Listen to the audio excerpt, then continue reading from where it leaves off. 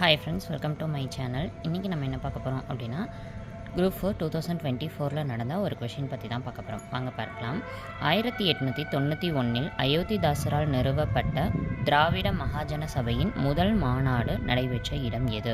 இது எந்த ஸ்கூல் புக்கில் இருக்குதுன்னு கேட்டிங்கன்னா 10th சோஷியல் புக்கில் இருக்குது. லெசன் 5வது லெசனில் இருக்குது. ஓகேங்களா? ஸோ அதில் அயோத்திதாசர் பற்றி கொடுத்துருப்பாங்க. அந்த டாபிக் கீழே கொடுத்துருப்பாங்க.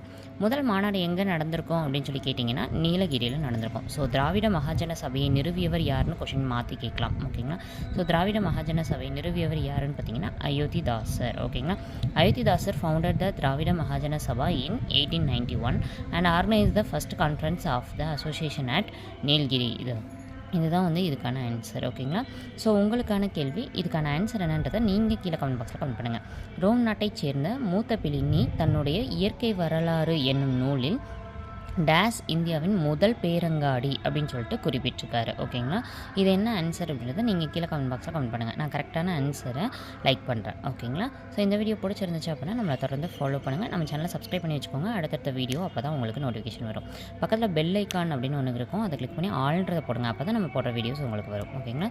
ஸோ இந்த வீடியோ பிடிச்சிருந்துச்சு அப்படின்னா கமெண்ட் பாக்ஸில் நல்லா இருக்குது அப்படின்ற மாதிரி கமெண்ட் பண்ணுங்கள். தேங்க்யூ. வீடியோவை லைக் பண்ணிக்கோங்க.